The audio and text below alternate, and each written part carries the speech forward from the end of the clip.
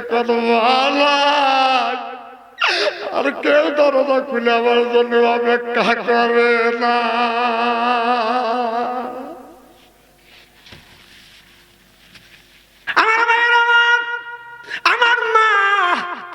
আমার মা 112 বছর বয়স, আল্লাহর কসম করে বলতেছে আমার মা 3 থেকে 4 বছর বিছানা পুরো প্রসব করছে।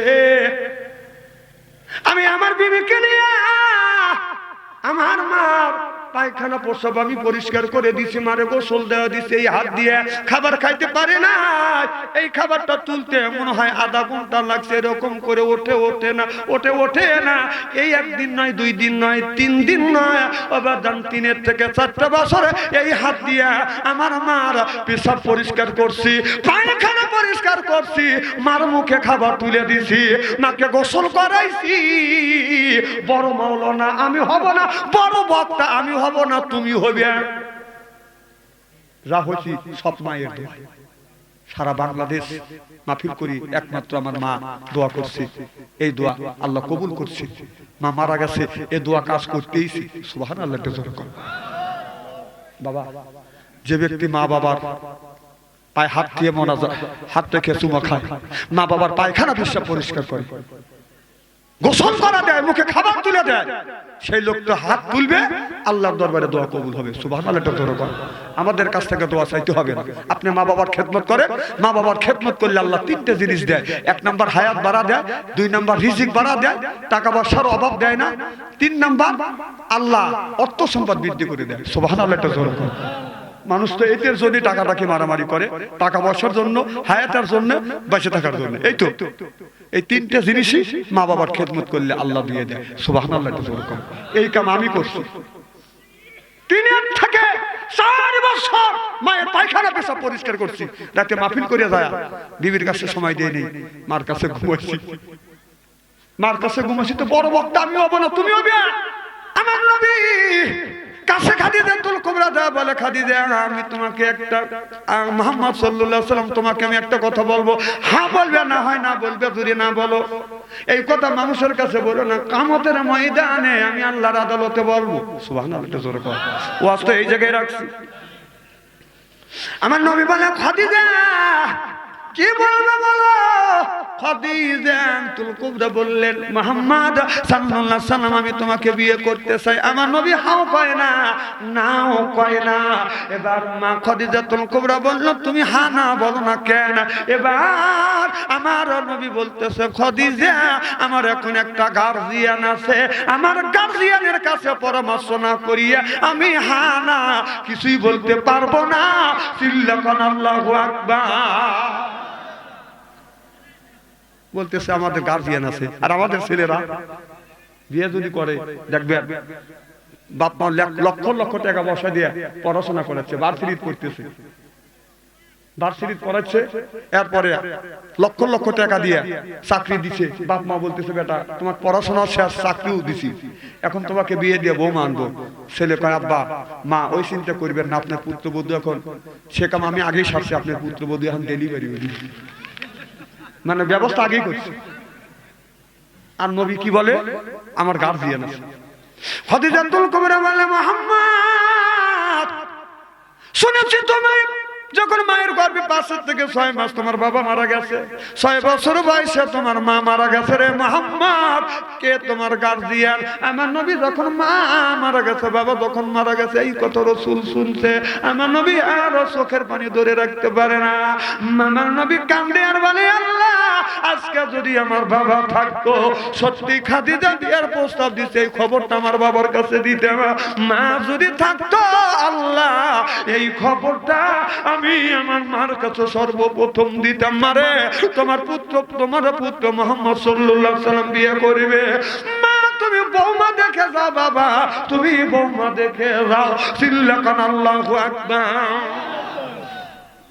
খাদিজাতুল কুবরা বলে, মুহাম্মদ কেন কাঁদো?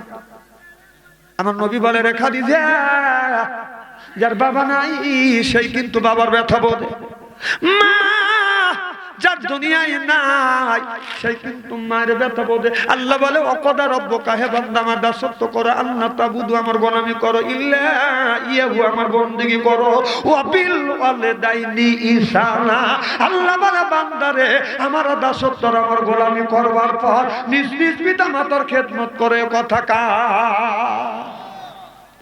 আমার নবী বলে খাদিজা মা বাবা মারা গেছে, আমি তখন মায়ের গর্ভে 5 মাস 6 মাস, বাবা মারা গেছে, আমি নবী বাবার মুখ দেখি নাই, বাবা বলে কোনদিন ডাকিনি, আমার বুকের ভিতরে অন্তরের মধ্যে ব্যথা। খাদিজা 6 বছর বয়সের সময় বাবার কবর দেখার জন্য যাইয়া মারে আমি হারাইছি, আমি নবী এতিম হইছি। যার মা নাই সেই মার ব্যথা বোঝে, বাবা যার মারা গেছে সেই বাবার ব্যথা বোঝে। যার মা বাবা মারা গেছে, মা বাবাকে যখন মাটি দিয়ে বাইতেছে, লোকটা মনে মনে চিন্তা করে আল্লাহ আমার মাথার উপরে 2টে বটের ডাল শেষ, মা একটা ডাল বাবা একটা ডাল। যার বাবা নাই, যার মা নাই, তার কলিজা আঘাত লাগবে, চোখে যদি পানি আসে ওই মানুষটার চোখে পানি আসে। সুবহানাল্লাহ। আমার ভাইরা, আমার মা এই জমিনে, আমার বাবা 97 বছর পর্যন্ত বেঁচে ছিল, আমার মা 112 বছর পর্যন্ত জমিনে জীবিত ছিল। আমি যখন মাহফিলে গেছি আমার বাবাকে বলছি বাবা আমি মাহফিলে যাব, মার পায়ে হাত রাখছি, বাবার পায়ে হাত রাখছি। মোল্লা আলী কারীম রাহমাতুল্লাহ আলাইহি বলে কেউ যদি মা বাবার পায়ে হাত থেকে যদি চুমা দেয় সে যেন আল্লাহর জান্নাতের খাম্বায় চুমা খেলো। খেদমতে মা দরপেদার কোন ইখতিয়ার, তাসাফিয়ার মালে দৌলত বখতিয়ার, তাসাফিয়ার মালে দৌলত বখতিয়ার। ও বাজান আমার পায়ে সালাম হাত রাখছি, সালাম চুমা খাইছি, বাবার পায়ে হাত রাখছি, চুমা খাইছি, আমি বিদায় বইছি। আমার বাবা আমাকে আগা দিছে, আমি মাহফিলে গেছি, আমার বাবা আমাকে আগা গেছে, তখন তো মাইকো নিয়ে যাই না, হাইতে হাইতে গেছি, বাইসাইকেল নিয়ে গেছি। আমার আব্বা যাইয়া আমাকে বলছে বেটারে তুমি যাও, কখন আসবে? আমি বলছি বাবা 12টায় আসবো। ও বাজান তখন গ্রামগঞ্জ বেশি ছিল না, মানুষ ছিল কম, রাস্তা ছিল ফাঁকা, রাত 12টা আসবো বিদায়, আমি ভয় পাবো। আমার বাবা রাত 11টার সময় বাদাম 3 রাস্তার মোড়ে বাদাম দাঁড়া থাকছেন, ঘন কুয়াশা, ও বাদাম মৃদু মৃদু করে বাদাম বাতাস, বাবা থরথর করে কাঁপতেছে। 12টা বাজে আসি নাই, 1টায় আসি নাই, 2টা যখন বেজেছে এসে দেখি আমার বাবা 3 রাস্তার মোড়ে দাঁড়া আছে। আমি বলছি বাবা আপনি কখন থেকে দাঁড়া আছেন? বাবা বলে বেটা রাত 11টা থেকে রাত 2টা পর্যন্ত দাঁড়া। যা দেখি আর বুড়ো বাবা গাটা ভিজে গেছে, মনে হয় বৃষ্টির পানি পড়ছে, থরথর করে কাঁপতেছে, হাত ঠান্ডা পা ঠান্ডা। বাবাকে বলতে বাবা রে আপনি আর এরকম করে আমার জন্য কষ্ট করবেন না, আসেন না। যতই মানা করি বাবা আমি দেখছি 3 রাস্তার মোড়ে দাঁড়া থাকছে, আমার জন্য আগা গেছে, আমি ভয় পাবো বিদায়। আজকে বাবা নাই, আমার যান 3 রাস্তার মোড়ে কেউ আমার জন্য অপেক্ষা করে না। যিনি অপেক্ষা করতেন তিনি মা আর বাবা। আপনি যদি লালমনিরহাট শহরে যান, আসতে যদি দেরি হয়, বাড়ির সব মানুষ ঘুমাবে, ছেলে ঘুমাবে, মেয়ে ঘুমাবে, বউ ঘুমাবে, বাইরেও ঘুমাবে, কিন্তু 2জন ব্যক্তি ঘুমায় না, একজন হলো মা আর একজন হলো বাবা।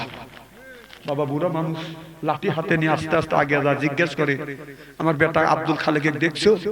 আর মা খাবার না খায়া এই খাবারটা লেপ তোষকের মধ্যে রাখা দেয় যেন খাবার ঠান্ডা না হয়। 2জন ওই জায়গায়, একজন বাবা একজন মা।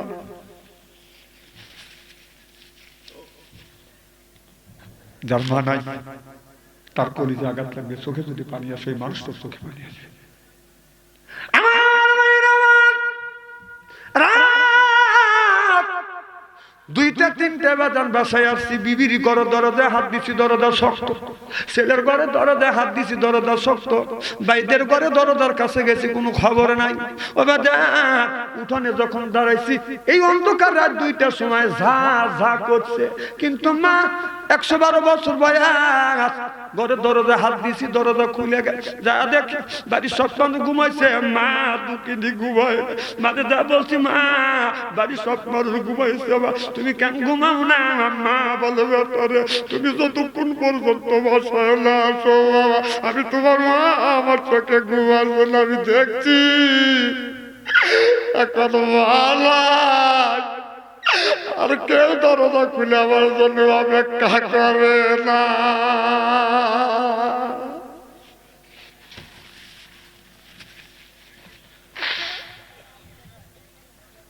বাবা যিনি দরজা খুলে অপেক্ষা করতেন তিনি মা।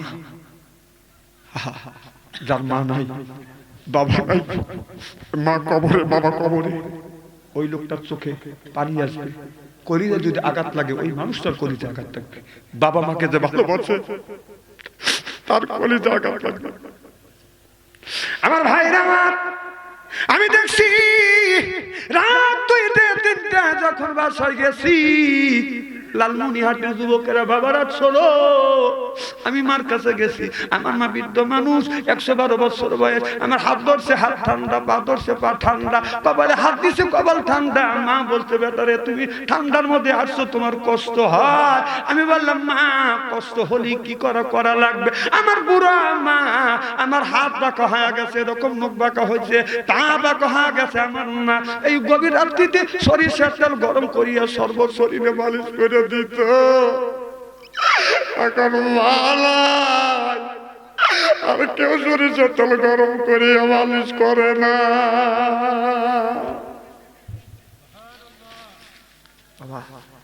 আর কেউ সরিষার তেল গরম করে আমার শরীরে মালিশ করে না। এক একদিন আর 2-3টা বাসায় আসে, ঠান্ডায় হাত বাঁকা হয়ে যায়, নিজের হাত নিজে এরকম করে টানে,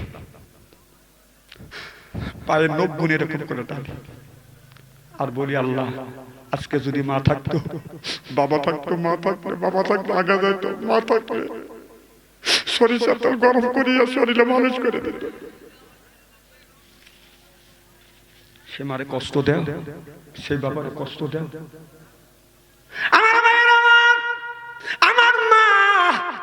আমার মা 112 বছর বয়স, আল্লাহর কসম করে বলতেছে আমার মা 3 থেকে 4 বছর বিছানা পুরো প্রসব করছে। আমি আমার বিবিকে নিয়ে আমার মা পায়খানা প্রসব আমি পরিষ্কার করে দিছি, মারে গোসল দেওয়া দিছি, এই হাত দিয়ে খাবার খাইতে পারে না, এই খাবারটা তুলতে মনে হয় আধা ঘন্টা লাগছে, এরকম করে ওঠে না। এই 1 দিন নয়, 2 দিন নয়, 3 দিন নয়, আবার 3 থেকে 4 বছর এই হাত দিয়ে আমার মার পেশাব পরিষ্কার করছি, পায়খানা পরিষ্কার করছি, মার মুখে খাবার তুলে দিছি, মাকে গোসল করাইছি। বড় মাওলানা আমি হব না, বড় বক্তা আমি হব না, তুমি হবে। যা হচ্ছি সব মায়ের দোয়া। সারা বাংলাদেশ মাহফিল করি, একমাত্র আমার মা দোয়া করছে, এই দোয়া আল্লাহ কবুল করছে। মা মারা গেছে, এই দোয়া কাজ করতেইছি। সুবহানাল্লাহ। বাবা যে ব্যক্তি মা বাবার পায়ে হাত দিয়ে মোনাজাত, হাত রেখে চুমা খায়, মা বাবার পায়খানা পেশাব পরিষ্কার করে, গোসল করা দেয়, মুখে খাবার তুলে দেয়, সেই লোকটা হাত তুলবে, আল্লাহর দরবারে দোয়া কবুল হবে। সুবহানাল্লাহ। আমাদের কাছ থেকে দোয়া চাইতে হবে না। আপনি মা বাবার খেদমত করেন, মা বাবার খেদমত করলে আল্লাহ 3টে জিনিস দেয়। 1 নাম্বার হায়াত বাড়া দেয়, 2 নাম্বার রিজিক বাড়া দেয়, টাকা পয়সার অভাব দেয় না, 3 নাম্বার আল্লাহ অর্থ সম্পদ বৃদ্ধি করে দেয়। সুবহানাল্লাহ। মানুষ তো এদের জন্য টাকাটাকে মারামারি করে, টাকা পয়সার জন্য, হায়াতের জন্য, বেঁচে থাকার জন্য। এই তো এই 3টে জিনিসই মা বাবার খেদমত করলে আল্লাহ দিয়ে দেয়। সুবহানাল্লাহ। এই কাম আমি করছি। 3 থেকে 4 বছর মায়ের পায়খানা পেশাব পরিষ্কার করছি, রাতে মাহফিল করে যায়, বিবির কাছে সময় দিয়ে নেই, মার কাছে ঘুমাইছি। মার কাছে ঘুমাইছি তো বড় বক্তা আমি হব না, তুমি হবে। আমার কথা শুনলে হাজার হাজার মানুষ আসবে না, তোমার কথা শুনে হাজার হাজার মানুষ আসবে। তুমি পারবে বাবা, মার খেদমত করো, আল্লাহ তোমার অর্থ সম্পদের অভাব দূর করে দিবে। মা বাবার খেদমত করো, মানুষ তোমাকে ইজ্জত করবে। মা বাবার খেদমত করো, হায়াত আল্লাহ বাড়া দিবে। ভাইজান খবরদার মার মনে কষ্ট দিবেন না। বাবা এই মাহফিল প্রত্যেক বছর এখানে হবে ইনশাআল্লাহ। এই মাহফিল প্রত্যেক বছর হবে। আপনারা এই মাহফিলের জন্য রাজি আছেন তো ইনশাআল্লাহ? কারা কারা রাজি আছেন একটু হাত তুলে দেখান তো দেখি। নারে তাকবীর, রাজি আছেন ইনশাআল্লাহ? আগামী বছর আমার চাইতে বড় আলেম আনবেন, হাজার হাজার লোক হবে। এটা হোক, এটা কি আপনারা চান? হাত নামান।